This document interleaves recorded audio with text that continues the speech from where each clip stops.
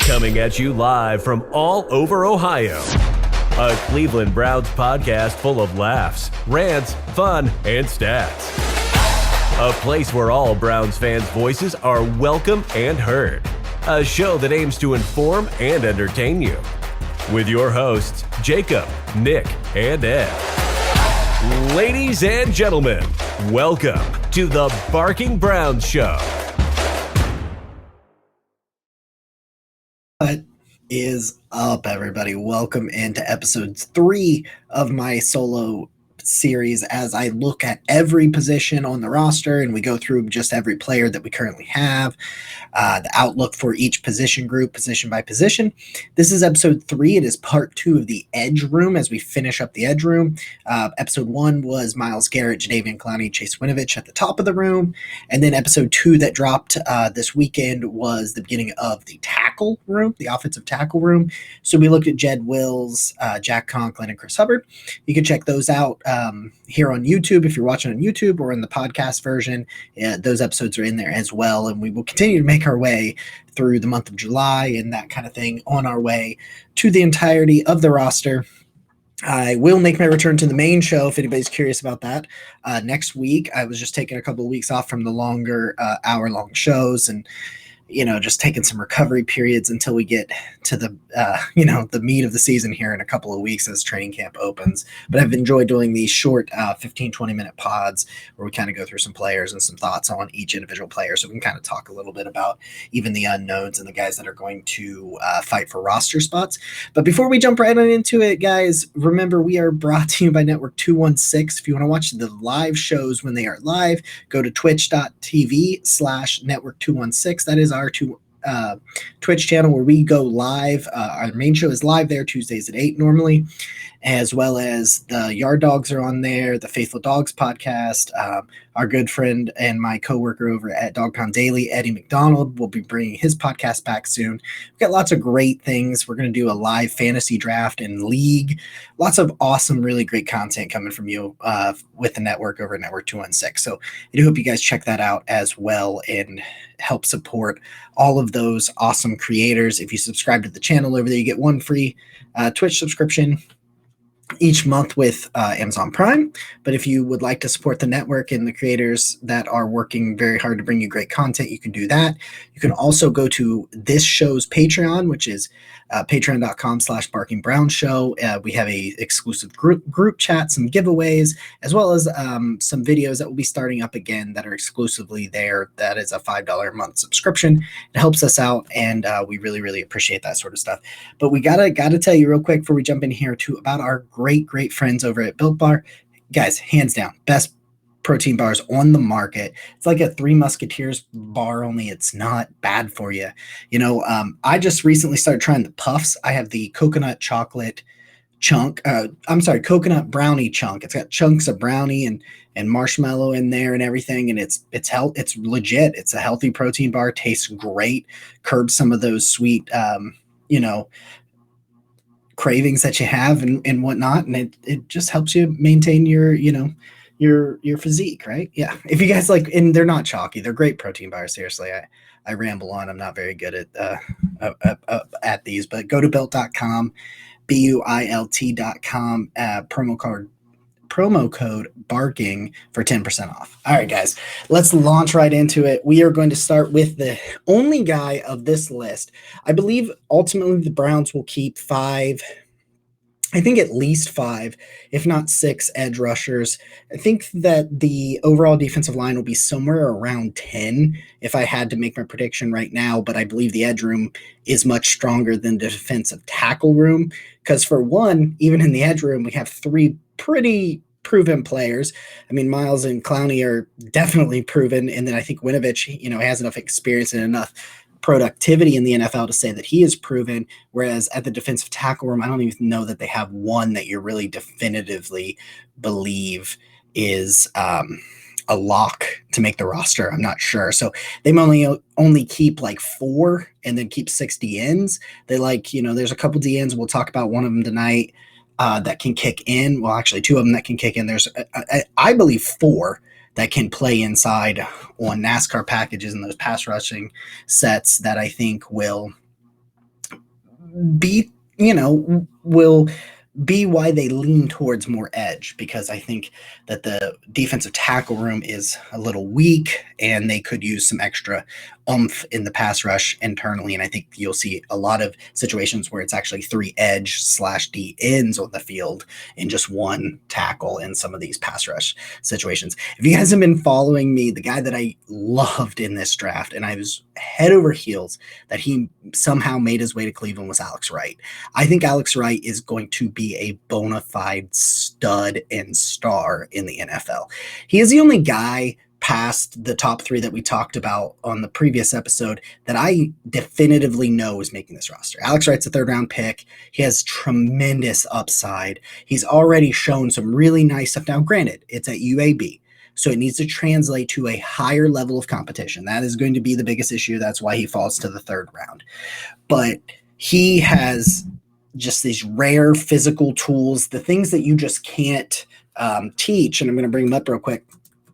When it comes to his combine numbers, the physical tools and the size that he brings in, that you look at and you just go, my goodness, what do you get? So Alex Wright stands 6'5", 271 pounds with 34-inch arms. Yeah, 6'5", 271, 34-inch arms.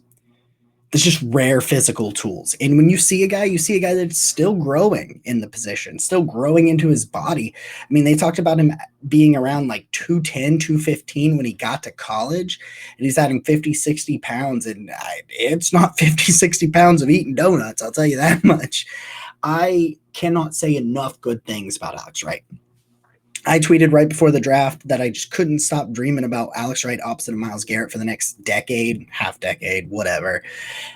And then it happens. Like, I've got an Alex Wright jersey downstairs, I think this guy is going to be a bona fide stud. So let's talk about numbers. Let's talk about grading percentiles. This is from John Costco over at PFF. In the pass rush grade, he was in the 96th percentile. 4% better. 4%. 96th percentile. True pass rush grade, 98th percentile. Without play action, 96th percentile. Win percentage, 97th percentile. Run defense, 92nd percentile. Run stop percentage, he was in the 99th percentile. You don't get better. Those are stupid level numbers. Again, at UAB, I understand you've got to find a way to take that to the next level. Well, guess what? You don't have to start here in Cleveland. If you look at Alex Wright, you're going to be like, wow, who does that? Man, he reminds me of something. His body and his game. It's Jadeveon Clowney. So you think about this, and you're looking at a guy that is Jadeveon Clowney, just a more raw, than Clowney was coming out of South Carolina. And he's going to go learn from Myles Garrett and Jadeveon Clowney. This dude it's another dude. He's going to set the edge. You are not getting outside of Alex Wright. Not often. Just like Jadeveon Clowney. He's going to set the edge in the run game and be just as effective in the run game as he is a pass rusher. I think right now he's a situational rusher to begin with. He is going to be the starting defensive end in my mind starting next year. And it's going to be one of those tandems that you're just like, what do? You can't double team them both. Clowney benefited a lot from Myles Garrett, and Alex Wright's going to benefit a lot from both of them. He's got the inside-outside flexibility. Here we are talking about guys, again, that have the flexibility to play inside, to play outside, and that is what you're getting in Alex Wright. 6'5", 271, 21 years old. Keep that in mind. 21 years old. Andrew Berry likes these young, raw, athletic players, balls of clay that can be developed. Alex Wright has every single one of the physical tools that you need. I think this year, probably only 5 sacks, 6 sacks, not a ton of playing time. We'll see where he is. He may spot start if Clowney's down. He's going to be a guy that probably gets you about 15 to 20 snaps a game. That's what he's going to be in the first at least half of the season. He's not going to blow you away right out the gate because he is a bit of a raw developmental player. That's why he is picked in the 3rd round. However, the kid loves to work. I got a chance to interview him on the network about a month or so ago, and it's just all business, very smart, well-spoken, and I think that the Browns got a steal and a stud in the making in Alex Wright. So that is the final of the four. I'm going to give Alex Wright, right now, he's a C+. That's where he is. He's a C+ with A level potential. So let's move on and let's round out the room with all of the guys that I think will be fighting for the 5th and potentially 6th spot that are currently on the roster as we continue through our series, my solo series, grading all of the Browns players on the roster and their rooms as we are finishing up defensive end this week, and we will finish up in the next episode later in the week. We will finish up the offensive tackles. So let's look here at, okay, so we've got the two that were signed in free agency, the two non-big names, Stephen Weatherly and Isaac Rochell. So let's look at Stephen Weatherly, who comes from Minnesota. So last year, you're looking at a 52.5 overall grade from PFF, a 58.9 pass rush grade, 21 total pressures, 4 sacks, 3 hits, 14 hurries, 12 stop tackles, 49 run defense grade. And you were looking at a little over 341 snaps he produces in 203 pass rush snaps, 21 pressures. I mean, you're looking at a guy, it's nothing that's going to blow you away. 12 pressures the year before in 2020. 2019, he actually had 29 pressures and 4 sacks. 2020, he gets no sacks. So a couple seasons there with 4 sacks. 29 pressures in 2019, that's not a bad number for a rotational guy. You look all the way back at 2018, he gets 3 sacks on 27 pressures in 300 snaps. 2017, he plays 55 pass rush snaps, gets 5 pressures.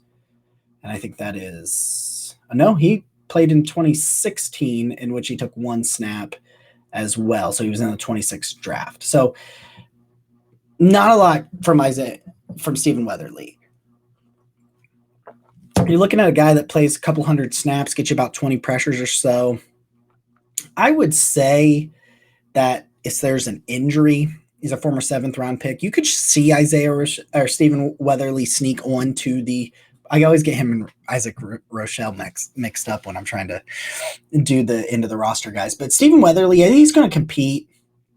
I don't really see him making the roster unless, like I said, they do keep that 6th guy. Then maybe him or Rochell will make it. I believe Isaac Rochell signed a pretty nice little deal. So I think they really would like Isaac Rochell to stay. So you're looking at Isaac Rochell last year, plays 104 pass rush snaps, 8 pressures, no sacks, with a 55.9 pass rush grade. These guys are just nothing overly impressive. These are just potentially trying to raise the basement of that room, because after Tack McKinley last year, especially once Tack got hurt outside of Miles and Clowney, it was rough last year. There was a lot of rough guys that just not a lot of things got produced. 2020 for Rochell, he has 16 pressures, 3 sacks.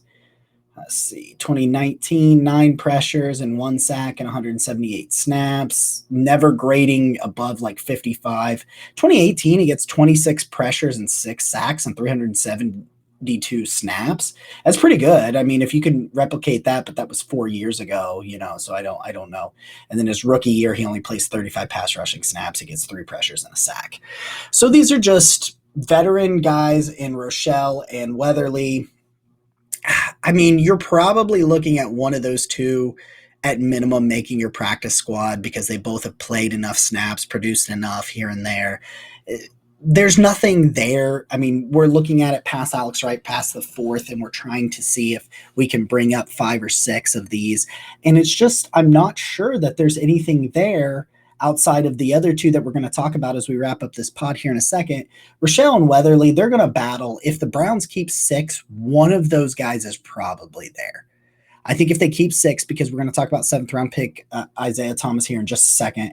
When they keep 5, I think it's going to be 5. I think Wright and Thomas are the 4th and 5th guys, the 2 rookies that they're going to keep. But Weatherly and Rochell, they're going to battle for probably a practice squad. They're both like D players, D plus. They're just I hear Jake Burns say it all the time. They're Jags. They're just another guy. They're a replacement, bottom of the roster level guys that will compete, will play hard. Weatherly's got 7 years in the league. Rochelle's got 5. Weatherly's 28. Rochelle's 27. 6'3", 280 for Rochell. Weatherly 6'5", 265. They're all in those taller, longer defensive ends that the Browns like. But you're not gonna look at that and say, hey, there's a lot going on there. I'm not really. The next guy we're going to talk about Curtis Weaver. Curtis Weaver's an interesting guy. The Browns stash him on IR, essentially steal him from Miami in 2020, his rookie year. He has a pec injury, he's going on IR. He misses the entire season. And then you move to the next year. Last year, I really thought Curtis Weaver, I thought at Boise, you saw a productive player. You saw a guy who, again, I understand it's a smaller school, but you saw a guy that was productive, a guy that could be a, rotational type player that, you're looking for the third or fourth, defensive end, right? So in 2017, his first year at Boise State, he has 11 sacks, then 9.5 in 2018, and in 2019, he has 13.5. So in 3 years at Boise State, he has 34 sacks. So you're looking at a guy that has been productive in college. I mean, he ends up being a 5th-round pick by Miami. They try to waive him and then stash him for the year. The Browns claim him and stash him instead. And then there's just nothing from him last year in the preseason. I was the guy like tooting the horn, like, hey, this is going to be a great opportunity. Tack McKinley took a step away for a little bit from the team, kind of get his mentals right and his life right. And, he said, I need to take a break. And I said, this is a perfect opportunity for Curtis Weaver because he can get those snaps in camp and he can get those snaps in the preseason until Tack comes back. And Tack did, of course, ultimately come back. And Curtis Weaver ultimately finds himself in the practice squad again because he just didn't really do anything. I'm not sure he needed to add, this was a thing that he was undersized. I know I heard Pete Smith talk about it a lot. Like he needs to take this year to add some size, some NFL level strength. A lot of players do that. But the question is, did he add that? Did he do it enough because of the injury? Was there something there that was hindering him? And if that's the case, he's now had a full healthy offseason now and another year in the NFL strength and conditioning program.